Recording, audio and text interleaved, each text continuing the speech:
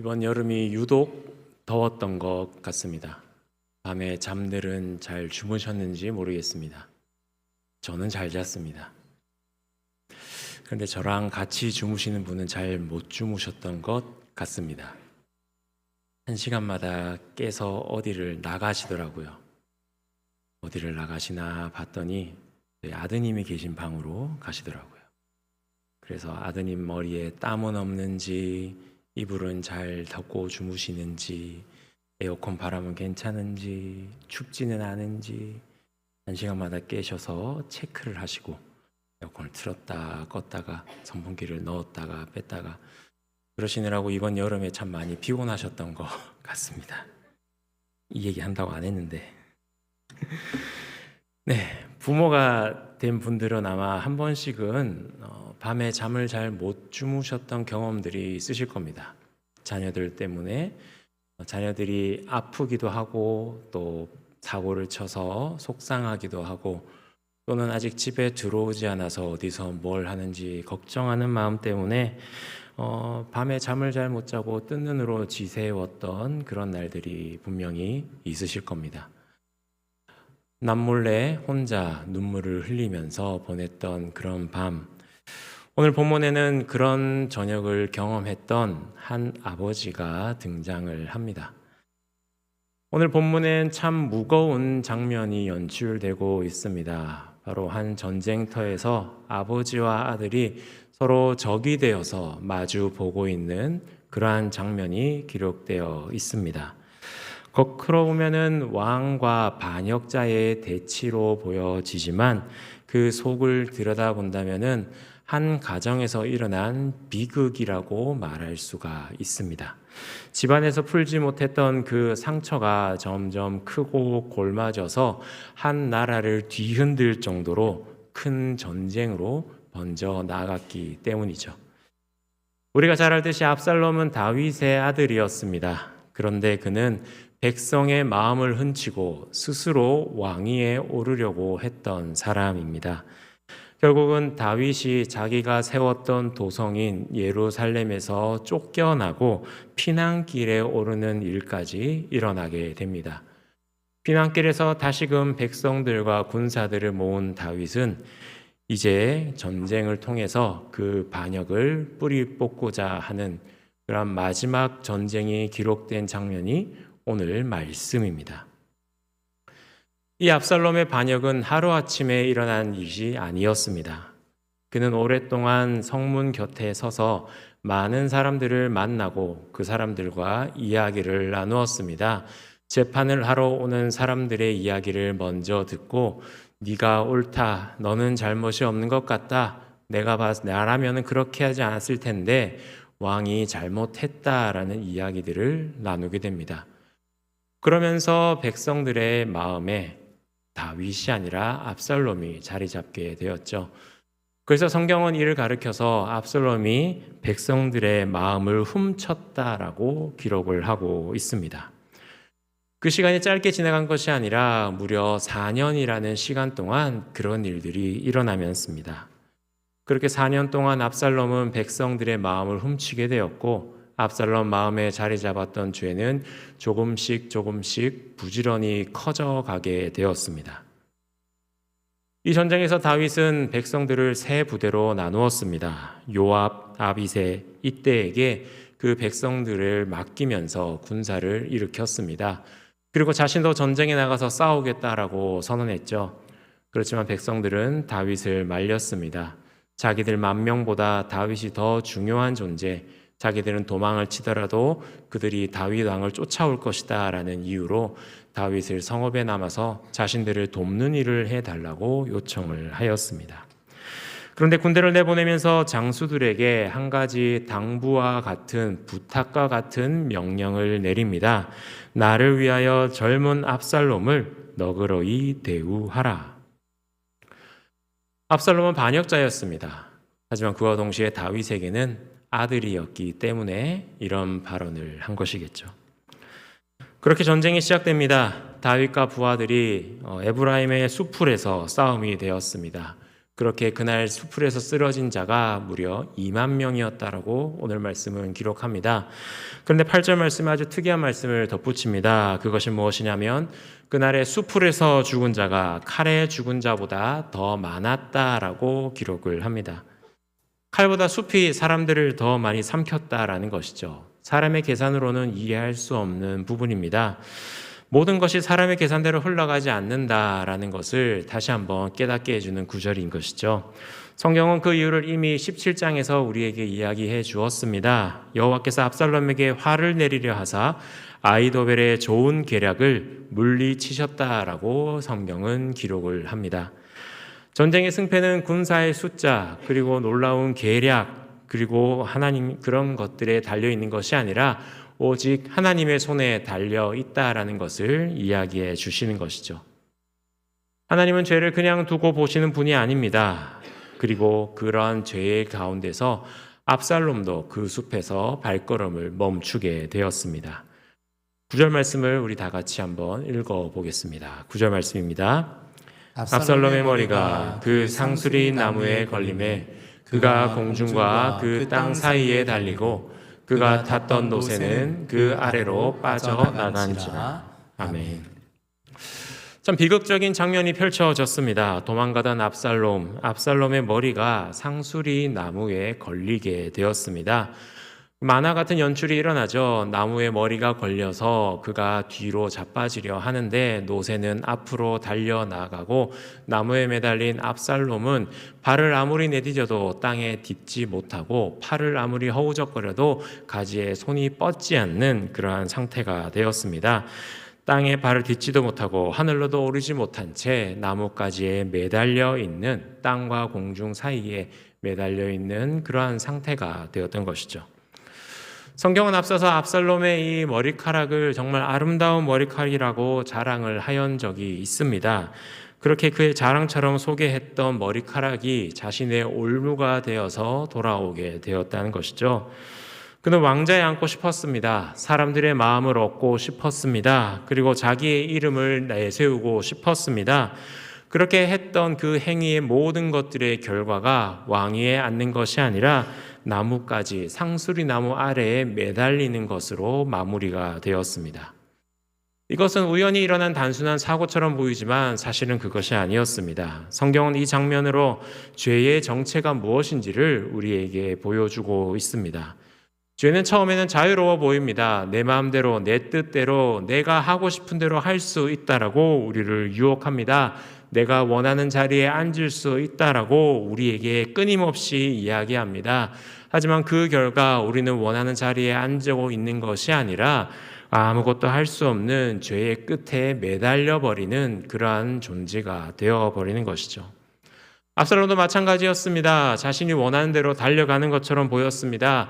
백성의 마음도 얻었습니다. 군사를 일으켰습니다. 아버지였던 다윗을 예루살렘 밖으로 쫓아내었습니다. 모든 것이 자기 뜻대로 이루어질 것처럼 보였습니다. 그러나 그 끝에서는 그는 공중에 매달려서 아무것도 할 수 없는 그러한 사람이 되었습니다. 다리를 뻗어도 땅에 닿지 않고 손을 뻗어도 가지에 잡을 수 없는, 아무리 발버둥 쳐도 내려올 수 없는 그러한 자리에 올매어 버린 것입니다. 죄가 사람에게 하는 일이 바로 이런 일인 것입니다. 처음에는 내가 죄를 부리고 이용하고 내 뜻대로 할 수 있다라고 죄가 우리를 유혹하지만 나중에는 죄가 나를 아무것도 할 수 없는 그러한 존재로 만들어 버린다는 것이죠. 압살롬이 그날에 무너진 것은 하루아침에 무너진 것이 아니었습니다. 오랜 시간 그가 죄 가운데 덮여져 있었다는 것을 우리는 말씀을 통해서 하나하나 발견할 수가 있습니다. 그와 다윗의 가정에는 오랫동안 해결되지 못하는 죄가 있었습니다. 암논이 지었던 죄가 있었고 다말이 흘렸던 눈물이 있었습니다. 아버지 다윗이 보여주었던 침묵의 모습이 있었고 또한 압살롬의 분노가 그 가정 가운데는 넘쳐났던 것입니다. 그는 상처를 품었습니다. 분노를 키웠습니다. 그리고 복수를 선택했고 마침내 반역의 길을 걸어가게 되었습니다. 죄는 이렇게 자라납니다. 하나님 앞에 가져가지 않은 마음이 쌓이게 되고 그렇게 쌓인 마음 속에 회개하는 마음이 사라지게 되고 회개하지 않게 되니까 죄가 굳어지게 되고 그렇게 죄를 다루지 않기 때문에 상처가 더욱더 골마지고 아파가고 커져가게 되는 것입니다. 오늘 말씀 이 장면을 통하여서 우리에게 질문을 던집니다. 너는 지금 무엇에 얽매여 있고 사느냐라고. 여러분들은 과연 무엇에 얽매여서 살아가고 계십니까? 어떤 분은 오래전에 들었던 말 한마디가 마음속에 걸려 있다고 합니다. 또 어떤 분은 인정받지 못했다는 서운한 마음이 마음 한편에 자리 잡고 있다고 합니다. 또 어떤 분은 가족에게 받은 상처 때문에, 또 어떤 분은 교회 안에서 경험한 실망감 때문에 정말 마음에 걸려 있다라고 이야기를 합니다. 그렇게 생각해보면 마음속에 계속 기억이 나고 우리 마음을 얽매여 있는 것들은 대부분 큰 사건이 아니라는 것도 발견할 수가 있습니다. 지나치면서 들었던 말 한마디, 나만 빠졌던 작은 모임에서의 자리, 애써 준비했는데 아무도 알아주지 않았던 그러한 수고, 그런 것들이 마음 한구석에 자리 잡아서 몇 년 동안 정말 마음을 차지하고 있게 되는 것이죠. 그리고 끊임없이 그러한 사건들, 그러한 소리들, 그러한 사람들이 내 마음을 불편하게 하고 화를 나게 하고 증오가 쌓이게 한다는 것입니다. 명절에 가족이 모여도 그 사람보다는 그 말이 먼저 떠오르게 되고, 교회 예배 드리고 나왔는데 옆에 앉은 그 사람의 얼굴을 보니 그럼 먼저 마음이 굳어지게 되게 된다는 것이죠. 겉으로는 아무런 문제가 없어 보입니다. 예배도 잘 드립니다. 맡은 직분도 너무나도 잘 감당합니다. 그런데 마음 한평이 계속해서 나무에 걸려 있어서 자유롭게 사랑하지도 못하고 자유롭게 용서하지도 못하는 내 모습을 발견하게 됩니다. 처음에는 내가 그것들을 붙들고 있다고 생각했는데 어느새 그것들이 나를 붙잡고 마음껏 사랑하지도 못하게 하고 마음껏 용서하지도 못하게 우리를 얽매여 놓고 있었던 것이죠. 더 나아가서 그러한 죄는 나 혼자만의 문제로 나가지 않습니다. 압살롬의 죄는 한 가정을 무너뜨렸습니다. 공동체를 전쟁으로 내몰았게 되었고요. 또 그곳에서 2만 명이라는 목숨을 잃게 하였습니다. 내가 품은 분노가 가정을 힘들게 하고, 내가 내려놓지 못한 자존심이 교회 공동체를 어렵게 하고, 내가 미루는 회개가 다음 세대를 정말 아프게 하고 괴롭게 하는 것이죠. 그렇다면 이 이야기는 반역한 압살롬이 죽고 심판을 받았다라는 결말로 끝이 나는 걸까요? 그러지는 않는 것 같습니다. 5절 중반절에 이렇게 기록되어 있습니다. 5절 중반절 말씀을 같이 읽겠습니다. 나를 위하여 젊은 압살롬을 너그러이 대우하라. 아멘. 다윗은 왕으로 반역을 처리해야 될 의무가 있었습니다. 백성을 지켜야 할 의무가 그에게는 분명히 있었습니다. 그러나 그는 동시에 아버지로서의 역할도 감당해야 했습니다. 그 전쟁의 반대편에는 다른 사람이 아니라 자신의 아들이 서 있었습니다. 그렇기 때문에 아버지 된 다윗은 군사를 내어보내면서 이렇게 이야기합니다. 나를 위하여 젊은 압살롬을 너그러이 대우하라. 젊은 압살롬이라는 호칭이 참 마음이 아픕니다. 압살롬은 반역자였습니다. 그래서 다들 그를 반역자라고 불렀습니다. 또 어떤 이들은 압살롬을 원수라고 불렀습니다. 그렇지만 다윗은 그를 반역자라고 부르지도 않고 또 원수라고 부르지도 않았습니다. 그저 젊은 압살롬아라고 그를 불렀습니다. 백성에게 그는 반역자였고 군대에게는 제거해야 될 적이었고 요압에게는 언제 또다시 나라를 뒤흔들 수 있는 그런 위험한 인물이었습니다. 그렇지만 아버지에게 그는 여전히 한 사람의 아들이었던 것이죠. 다윗이 아들의 죄를 결코 몰랐던 것은 아니었습니다. 다 알면서도 그래도 혹시나 그래도 살았으면 하는 마음이 아버지에게는 존재하고 있다라는 것이죠.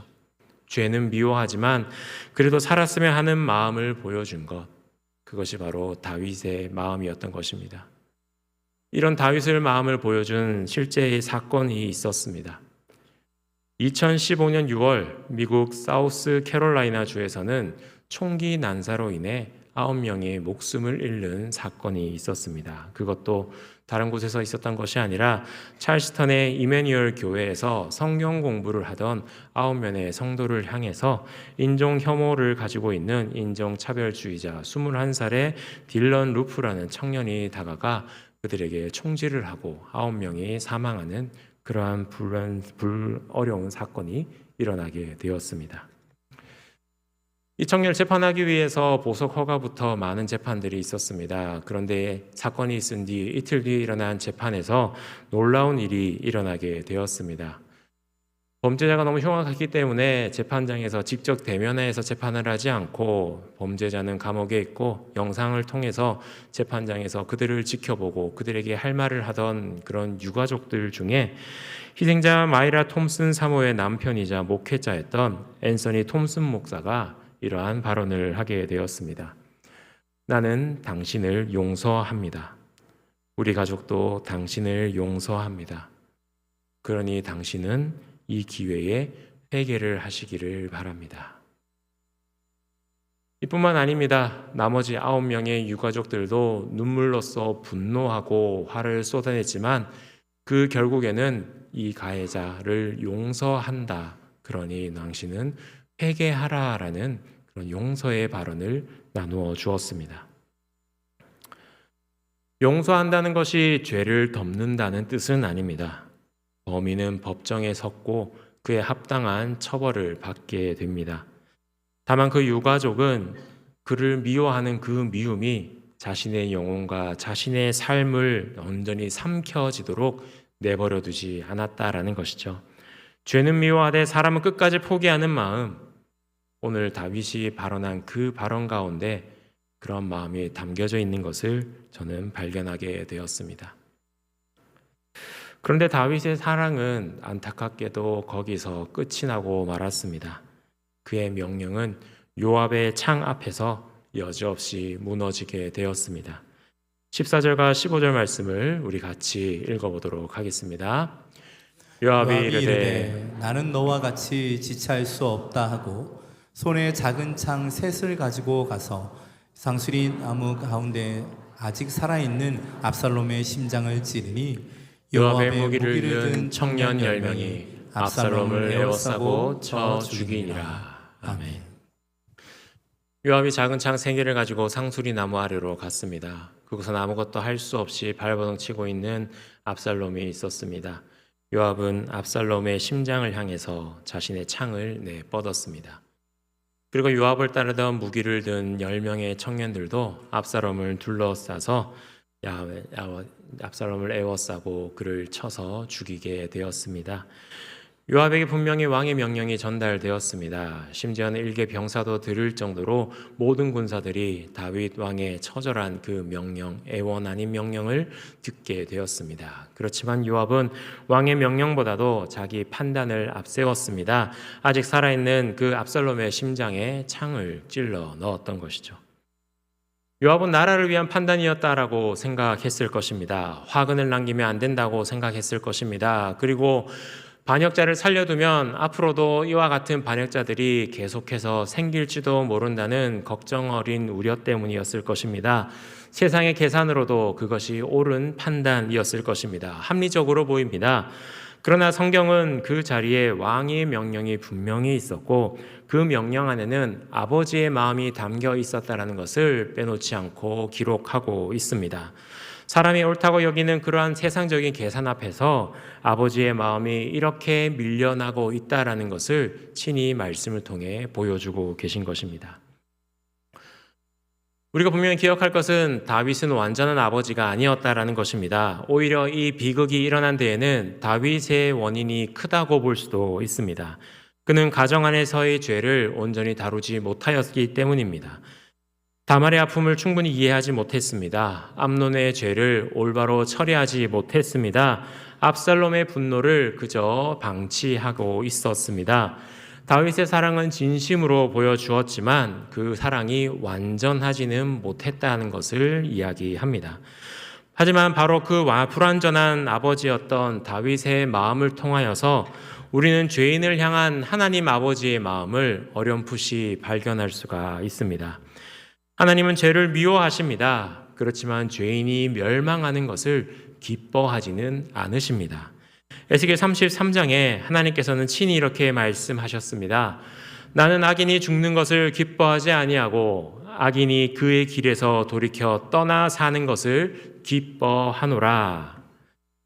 하나님은 죄를 죄가 아니라고 결코 말씀하지 않으셨습니다. 그러나 죄인을 향해서 끊임없이 돌아오라라고 이야기하시는 분이 바로 우리 하나님이신 것입니다. 구약의 수많은 선지자들도 이야기한 것이 바로 이것입니다. 이 한마디였습니다. 여호와께로 돌아오라. 그 간단한 것을 이스라엘 백성들을 하지 못해서 끊임없이 하나님께서는 이스라엘 백성들에게 선지자를 보내주셔서 여호와께 돌아오라라고 이야기하고 계십니다.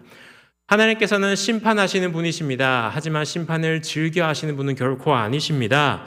하나님께서는 마지막 순간까지 돌아올 길을 활짝 열어놓고 계셨습니다. 그리고 언제나 그 길로 돌아오나 끊임없이 그 문 앞에서 기다리는 아버지와 같은 마음으로 백성들을 기다리고 계셨습니다. 우리도 이러한 마음을 품어야 될 줄로 믿습니다. 가정에서 자녀들을 향해서, 배우자를 향해서, 교회 안에서 서로를 향해서 그런 마음을 가져야만 합니다. 분명히 잘못된 것은 바로 짚어야 됩니다. 죄를 가볍게 여겨서도 결코 안 될 것입니다. 그러나 사람을 쉽게 포기해서는 안 됩니다. 하나님께서 우리를 오랫동안 참아주시고 인내해주셨던 것처럼 우리도 서로를 향해서 은혜의 마음을 품어야 하는 것입니다. 혹시 우리 마음에 그런 마음을 품지 못해서 이미 지워버린 사람의 이름이 있습니까? 저 사람은 이제 안 된다. 저 사람은 변할 수 없다. 저 사람이 하는 것이 다 그렇지 뭐 하는 마음으로 다시는 상종하지 않겠다고 마음의 문을 닫아버린 그러한 이름이 있지는 않으십니까? 그 이름을 오늘 다시 주님 앞에 올려놓으시기를 바랍니다. 우리가 그 사람을 바꿀 수는 없습니다. 그러나 하나님께 그 사람을 맡겨드릴 수는 있습니다. 다윗이 그러했던 것처럼, 다윗이 결코 할 수 있는 일이 그것뿐이었던 것처럼 우리도 그 사람의 이름을 하나님 앞에 올려드릴 수는 있다라는 것이죠. 그런데 오늘 말씀은 여기서 한 걸음 더 나아갑니다. 아들의 죽음을 전해들은 다윗은 문 위층으로 올라가며 이렇게 울부짖으며 이야기합니다. 오늘 본문 다음에 있을 33절의 말씀을 우리 같이 한번 읽어보겠습니다. 왕의 마음이 심히 아파 문 위층으로 올라가서 우니라. 그가 올라갈 때에 말하기를 내 아들 압살롬아, 내 아들 압살롬아, 차라리 내가 너를 대신하여 죽었다면 압살롬 내 아들아 하였더라. 아멘. 내 아들 압살롬아, 차라리 내가 너를 대신하여 죽었다면. 아마 이 마음은 죽을 위기를 앞에 두고 있는 자녀를 둔 부모의 마음은 동일하게 느껴질 것입니다. 하지만 다윗은 마음만 가득했을 뿐입니다. 대신 죽어줄 수가 없었던 것이죠. 아들을 살리고 싶었지만 다윗은 그 아들을 살릴 수가 없었습니다. 그렇기 때문에 다윗의 사랑은 무너진 사랑이라고 말할 수가 있습니다. 그러나 하나님 아버지께서는 하나님을 반역한 우리를 살리시려고 독생자이신 예수 그리스도를 우리에게 내어주셨습니다. 로마서 5장 8절은 이렇게 이야기합니다. 우리가 아직 죄인 되었을 때에 그리스도께서 우리를 위하여 죽으심으로 하나님께서 우리에 대한 자기의 사랑을 확증하셨느니라. 아멘. 압살롬은 자신의 죄 때문에 나무에 매달렸습니다. 그렇지만 예수님께서는 우리의 죄를 대신 지시고 그 십자가 나무에 매달리셨습니다. 갈라디아서 3장 13절은 나무에 달린 자마다 저주 아래에 있는 자라고 말합니다. 그렇기에 압살롬도 또 예수님도 저주 아래에 있는 것은 분명합니다. 그런데 그 저주의 내용이 정반대입니다. 압살롬은 자기가 지은 죄를 대신하여 저주를 받게 되었고 예수님은 우리가 받아야 될 저주를 대신 받으셨습니다. 같은 나무에서 일어난 죽음으로 보이지만 전혀 다른 죽음인 것이죠. 압살롬의 상수리 나무는 죄의 마지막을 보여주는 것이고 예수님의 십자가의 은혜의 시작을 보여주는 것입니다. 그렇기 때문에 우리는 그 십자가에서의 사랑, 그 십자가의 은혜를 결코 가볍게 여겨서는 안 될 것입니다. 십자가는 하나님의 공의와 사랑이 만나는 자리입니다. 하나님은 십자가에서 죄를 결코 가볍게 여기지 않으셨습니다. 죄는 반드시 심판받아야만 했기 때문입니다.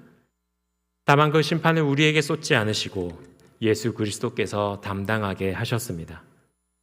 그렇기 때문에 십자가는 죄가 아무것도 아니라는 증거가 결코 아닙니다. 죄가 얼마나 무서운지를 보여주는, 그와 동시에 하나님의 사랑이 얼마나 깊은지를 우리에게 보여주는 것이 바로 십자가의 은혜인 것입니다. 다윗은 아들을 대신해서 죽고 싶었지만 죽지 못했습니다. 그러나 예수 그리스도께서는 우리를 대신해서 친히 십자가에 매달리셨습니다. 다윗의 그 간절한 명령은 전쟁터에서 무너졌습니다. 그러나 하나님의 구원은 그 십자가에서 온전히 완성되었습니다. 다윗은 아들의 시신 앞에서 목 놓아 울며 주저앉았습니다. 그렇지만 하나님의 아들은 사흘 만에 그 무덤에서 다시 살아나셨습니다. 그러므로 우리의 신앙은 눈물로 끝나지 않고 다시 생명으로 이어질 수 있게 되었습니다. 그렇다면 우리는 이 은혜를 무엇으로 갚아야만 할까요? 과연 우리는 우리의 삶에서 무엇을 행하며 살아가야 할까요? 오늘 주님은 우리에게 이렇게 말씀하십니다. 그 길은 너를 살리지 못한다. 내가 붙들고 있는 것을 내려놓아라. 심판의 숲에서 십자가의 은혜로 돌아오라. 이 부르심 앞에서 우리는 온전히 순종하며 나아가야 됩니다. 그렇지만 우리의 마음에는 그 하나님의 부르심을 가로막는 것들이 여전히 존재하고 있습니다. 보통은 자존심입니다. 내 안에 있는 자존심이 우리를 회개하지 못하게 합니다. 우리 안에 있는 자존심이 내 죄를 하나님 앞에 고백하지 못하게 합니다. 왠지 회개하고 고백하면 내가 진 것 같고, 회개하고 고백하며 나아가면 내가 무너질 것 같고, 회개하는 마음으로 고백하면 내가 약해질 것 같은 그런 마음을 우리의 자존심이 계속해서 만들어내기 때문입니다. 그렇지만 회개는 패배가 아닙니다. 제가 틀렸다라고 고백하는 것 결코 우리가 무너지는 일이 아닙니다. 붙들고 있던 자존심을 내려놓겠다고 기도하는 것도, 우리가 약해지겠다라고 말하는 것도 결코 아닙니다. 오직 그 일은 하나님 아버지께로 돌아가는 일입니다. 아버지께서는 돌아가는 자를 물리치지 않으십니다. 문 앞에서 친히 기다리셨다가 멀리서 보고 나오는 그 모습을 보고 맨발로 달려나와 친히 안아주시는 분이 바로 우리 하나님이십니다. 사랑하는 성도 여러분, 죄의 길은 결국 사람을 나무에 매어 놓습니다. 자유로워처럼 보이지만 마지막에는 아무것도 할 수 없는 것처럼 우리를 묶어버립니다. 그러나 그러한 심판의 숲에서도 아버지의 마음은 아들을 찾으십니다. 죄인이 멸망하는 것을 기뻐하지 않으시는 그 하나님 아버지의 마음 때문에 그 은혜가 십자가에서 완성되었습니다. 다윗은 아들을 대신해서 죽지 못하였지만 하나님은 우리를 위해 친히 아들을 내어주셨습니다. 이제 우리가 하나님의 그 부르심에 대답할 차례입니다. 오늘 가정에서 압살롬의 마음을 내려놓으시길 바랍니다. 내가 옳다는 말보다 더 중요한 것은 함께 이루어가는 것입니다. 이기는 것보다 더 중요한 것은 함께 회복하며 나아가는 것입니다. 교회 안에서도 내 주장보다, 내 뜻보다 하나님의 뜻을 먼저 구하시길 바랍니다. 그리고 각 사람의 신앙에서 나를 하나님께 돌아가지 못하게 막는 것이 무엇인지 우리 마음을 되돌아보고 그것들을 내려놓기를 온전히 고백하시길 바랍니다. 압살롬은 죽고 전쟁이 끝났습니다. 그러나 하나님은 인간의 실패 한복판에서도 우리를 위해 예비해 주신 구원의 길을 이루어 가십니다. 다윗의 집은 흔들렸습니다. 하지만 하나님께서는 그렇게 흔들린 다윗의 가정을 통하여서 예수 그리스도를 보내어 주셨습니다. 압살롬의 나무 앞에서 우리는 죄의 끝을 보게 되었습니다. 그렇지만 예수님의 십자가 앞에서 우리는 끝이 아니라 은혜의 시작을 바라보게 되었습니다. 오늘 우리가 서야 할 자리는 상수리 나무 아래가 아니라 십자가 아래임을 기억하시기를 바랍니다. 오늘 어깨는 우리 가정이 다시 은혜 안에 서고 우리 교회가 아버지의 마음을 품고 우리 모두의 신앙이 십자가 앞에서 새로워지는 그러한 믿음의 삶을 살아가기로 다짐하는 저와 여러분들이 되시기를 간절히 소원합니다.